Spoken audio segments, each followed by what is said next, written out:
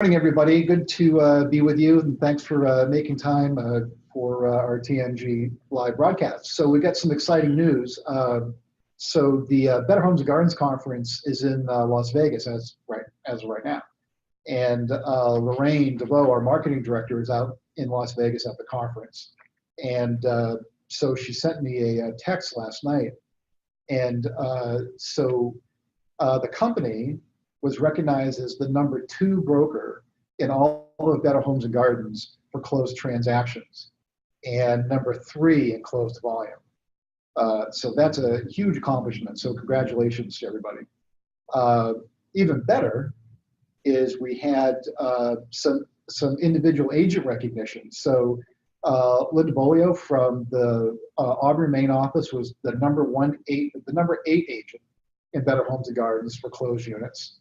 The Fish team from Bangor, Maine was number 9 for closed units.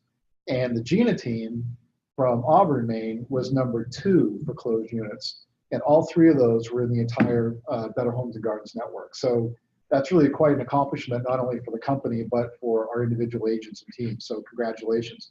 You know, what's really interesting about that is that the companies, right, our sister companies in the BH&G network are in markets like Houston, Atlanta, and Metro New York City. And those are the companies that we compete against for first, second, and third place. And on balance, those companies, have more agents than we do and a higher average sales price. Atlanta is a little bit lower in some markets, but generally speaking, they have a lot more agents and higher sales prices. And that just, to me, is just such a huge testament to the quality of the work we do and the very high per unit productivity that our agents have. You know, those are the things, right, that we value the most, right, is that our customer satisfaction results and the fact that our agents are really some of the most prolific in the marketplace. I think these national rankings really support that. So we'll get a full report out to everybody. I got a text last night from Lorraine. She was sending me screenshots. So we'll get a full report out to everybody when we get all the details. But anyway, congratulations to everybody. Job well done. Let's just talk a little bit about the market. So I think we all recognize that we're off to a slightly slower start this year. In talking to people around the offices, you know, the general consensus is we're about a month off, which kind of makes sense. December was a little slower. This year, January, February, we're about 9% behind last year. Now, first quarter numbers, I don't really worry too much about because the first quarter doesn't really predict much. You know, you got weather conditions and different things that will influence it. So I don't get too concerned about first quarter. The market's coming back to life. I think we all feel that. Our weekly listings, and I'll get everybody caught up when I do my video next Monday, but our weekly listing activity, you know, we're well over 100 listings a week. So that's a strong indicator. And I think we can all feel the momentum building. To kind of go along with that, I was reading an article in the Mortgage Bankers Association and talking about interest rates have hit a 12-month low, so it's about 4.2, 4.3%. So couldn't be better timing for that. It's like perfect, right? 12-month low of rates as we're coming in to our fast spring summer season. We're starting to see a lot more wage growth. So the first part of how the employment recovers is you get more employment. Then what comes after more employment is wage growth, right? People are making more per hour or making more per year on a salary basis. So we're very firmly now in the wage growth category, and I think that's going to help people with their buying power. It's going to help housing affordability. Wages go up, rates go down. Even though sales prices might come up a little bit, the fact that people are making more money and the cost to acquire the house through lower interest rates, you know, is lower. That will help a lot, you know, fuel the market this summer. I think the other part about getting a slower start this year typically what that means is that our market will extend further into the year. So if you remember last year, we got off to a fast start, but things kind of slowed down a little bit by midsummer. I don't think we're going to see that here. I think what we're going to see is really a projection right through Labor Day, and I'm gonna make a forecast probably into a pretty fast market, really right through October, November, is what it's feeling like. And again, rates going down, wages going up, all those types of things will serve to increase affordability, which will give us a longer sales cycle this year. So I think those things all bode well. The other thing too that goes along with that, and we've been talking a lot about it with our sellers, right? Spring, summer pricing is better than fall, winter pricing. So if we've got people that are sitting on the fence and they can make a move logistically, right, without it being a hardship, of course, they really should get their houses on the market now. They really shouldn't wait because we're still building up our inventory, and there's still that gap right now where the market's building momentum, but we don't have quite enough inventory to fill it. So anyway, just if we got people, this will be a strong spring, summer pricing cycle, right? And we really need to make sure that people understand that. Waiting now, doesn't do them any favors. Okay. I was reading an article the other day, and I'll send it to you, and it was a little deceiving. So when I give you the title, it said, why the Zillow Killer isn't technology. And before I get into the article, the premise of the article, I just want to make a sidebar comment about Zillow, right, or Realtor.com. I don't ever want to come across as if I don't support, Zillow or Realtor.com as it relates to your activities about buying zip codes and things like that. So, I think as long as those things are working for everybody, then I would encourage everyone to keep doing them. And as long as you've got a handle on what the cost and what the return is. So that's just kind of a sidebar. The premise of the article, though, was talking about that although major websites, so we'll not just say Zillow, but major websites, whether it's Realtor.com or it could be eventually Amazon, whatever it is, right, or Zillow, that they only serve one niche of the market, and that the most important thing the agents can do is build your personal brand by leveraging your CRM. And one of the reasons why a year and a half ago we put a lot of emphasis around a CRM platform and making time available administratively for you to be supported to use the CRM is simply because we believe that's the future. We already do business with a lot of customers. You already have a large customer base, and it's kind of that old adage: let's not forget the people we already do business with, and let's stay in contact with them. And so that's where, from a business security perspective, where you've got the most business security is in using and leveraging your own CRM. And we've got great tools now to do that. We've got direct assistance from the support specialists, and then in TMG Connect, you've got the perfect tool for it. So I'll forward this article around. I'll put it in my next Brain Food email. But basically, the title was a little deceiving, but that's what it was talking about, was that the killer for, the best way to control your business, right, is to leverage your database. I had a couple of questions about instant offers, and we're seeing, like if you read Inman News and things like that, you're seeing a lot of talk about, either Zillow or Red Door or some of these other companies, or excuse me, Open Door, having instant offer programs where if someone wants to sell their house to, let's say, Open Door or Zillow, that they'll get an instant offer. Those programs are being piloted in metro markets. We don't see them around here. I'm not sure if they'll eventually make it here. I think you're looking at markets where the housing is more standard, where you have, pick a place like Las Vegas or Florida or someplace like that, where you've got fairly standardized housing, so that a 13 or 1400 square foot house,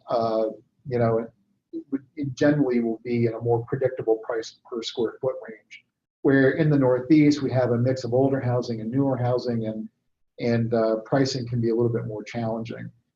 I do think, though, that there's been a lot of venture capital money that has been put into Open Door, for instance, and Zillow and other companies, where they are making a run at being the end-to-end solution for the home buyer. In other words, they go online, they find the house there. Maybe Zillow actually owns the house that they want to buy, and that there's also then a link up with a financing option. So when you hear these types of things, understand that there is a view from the large national websites. I'll take Realtor.com out of this because they won't have an instant offer program, I don't believe, and I don't think they will down the road. But they want to be the end-to-end solution for the consumer. So understand that that's what their game plan is. And going back to my topic previously about building your CRM, that's one of the benefits. Before I forget, so please feel free to send in any comments or questions while we're live, because we'll have some time to answer some questions or comments. And certainly you can send them in after too, and I can do a follow-up email. So I had a text exchange with Heather McAfee this morning. Heather's the sales director in our Tilton, New Hampshire office, talking about commissions and value proposition. And typically in an up market like this, there would tend to be some pressure, downward pressure on our commissions. We haven't seen that. Actually, just the opposite. Our actual commissions, per side went up this past year, which is a great testament to the quality of the work that you all do. And the best way for you to be able to convey your value proposition is by knowing the materials and being articulate, almost just like it's muscle memory and how you explain it. So what I would really encourage you to do, if you haven't done it in a while, is to go to Toolkit or go to TMG Connect, go through, take a look at the marketing pieces, and really kind of, even just in your own mind, role play, if I'm the seller, what does this mean to me, right? And we hear a lot of anecdotal stories about how we've obtained listings and we were competing for listings against other people who either weren't full-time agents, which is always a good thing to know if you're competing for a listing, or other agents that were just in companies that weren't as well supported. And what it gets down to is really the quality and how you present your value proposition, and the value proposition that we as an organization have to support you. So I would really encourage you to do that and know it cold. It really needs to be muscle memory, and that's the best way for you to support your value proposition, and kind of defeat discounting, because we'll probably see more discounting as time progresses here, and as the market continues to do what it's doing. I don't know how we're doing for questions. I think Melissa and Keen is handling the questions. I got just 3 things, and then we'll be done here. Then we can answer some questions if there are any. First of all, the next round of GROW training is starting April 8th, and that's the BH&G sales training. It's been very well received, and the people who have taken it have had just remarkable results. So that's starting April 8th, and that's on the Greenhouse, and you can go there and go to the Be Better University, and then you can find it in there. Next is buyer broker classes. Kristen Wheatley is out in the offices now doing the buyer broker training, getting great reviews on that. When it comes to your office or your region, please don't miss it. That's one of the things that we really want to put a lot of emphasis on, now and in the coming months. We're also working on a buyer brokerage ebook, so that when you're talking to a potential buyer client, you can explain to them, here are the services that we provide. So it'll be much like the listing ebook, but it'll be designed specifically, for a buyer client. And then lastly is outgoing referrals. I was talking to Jocelyn the other day. She said that this has been the busiest period of time that she can remember for outgoing referrals. So thank you for those, and keep them coming. Two things about that. The more outgoing referrals that we send out, the more referrals we get back in. And then the second piece to that is that each closed referral is about $1,000 price point for you as net income to you, right? So all good stuff. So how are we doing for questions? We don't have much right now, but Ed down in sunny Florida was asking what should agents be doing to get head start on their spring business? Ed's on vacation down in Florida. His question being, what can people do right now for their spring business? I go right back to the CRM. I would be in contact with your past customers. If you haven't done a mailing, I would do a mailing. One thing that you can do, it's more efficient, obviously, to get email addresses. So you could do a mailing to your past customers to get their email addresses. So you can send them a quick letter, right? And just tell them, hey, I'd like to keep you up to date on the market, and could you either send back a reply for the email either by mail, or give them an email address, or remind them about your email address and have them send it to you, so that way you're collecting email addresses. So I think all these things that are keeping you in front of your past customers is probably the fastest way for you to jumpstart your business right now. I think the other thing, which this might sound kind of rudimentary, but if you've got listings right now, I'd be doing a lot of open houses, especially as the weather is getting nicer. And if you're an agent and you don't have a lot of your own listings, volunteer to do open houses on someone else's listings. Because right now, you want to be belt buckle to belt buckle with as many customers as you can. So, good question there. Yeah, last one I have is, how can you use Relo and referrals to help compete for listings? That's a great question. So how do you use relocation and referral to compete for listings? So a couple things. Even if you do not participate in the business development center activity, right? So just generally speaking, you're with an organization that represents about 90% of all the major relocation organizations in the country. So that's Cardiff, Brookfield, Serva, New Compass. There's a bunch of little ones in there. So by contract, USAA, which isn't a relocation company, but obviously it's a large referral organization, Navy Federal Credit, there's a whole bunch of those that we represent. And then some of the newer ones, right, which we shouldn't forget either. Some of the new referral sources so being able to sit with a seller and say, the organization that I'm affiliated with has these contractual relationships with these referral sources who deliver buyers to us. And although I can't guarantee you that a buyer will come from one of these sources, what I can tell you is that we have access to more qualified and better qualified buyers than almost any of our competitors. And that gives you an advantage potentially in the marketplace. And one of the great things about relocation buyers, if they're strict relocation buyers, on a corporate basis, they tend to be better buyers because their closing costs are paid for, and they get incentives for moves and things like that.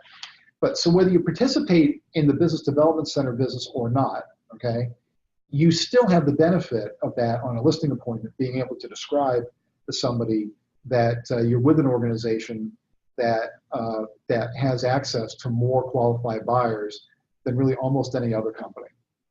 So that's a great question. I love that question, because it doesn't matter whether you're part of the business development activities or not, because it might be your listing and the buyer might come from somebody who is working with an incoming referral. So significant differentiation point. Wonderful. That's all we have today. Okay. Hey, so good to be with everybody. You guys are doing an amazing job. The market's certainly starting to light up. Congratulations to the entire organization for #2 in the brand. In our last life, when we were in ERA, we were #1 in the brand for 10 years. So our expectations now, as we're working our way up the VH&G ladder, is to be #1. So we got one more run to go. And then congratulations to Gina Team, Fish Team, and Linda B for ranking nationally. That's quite an accomplishment. So you're all amazing. Have a great week.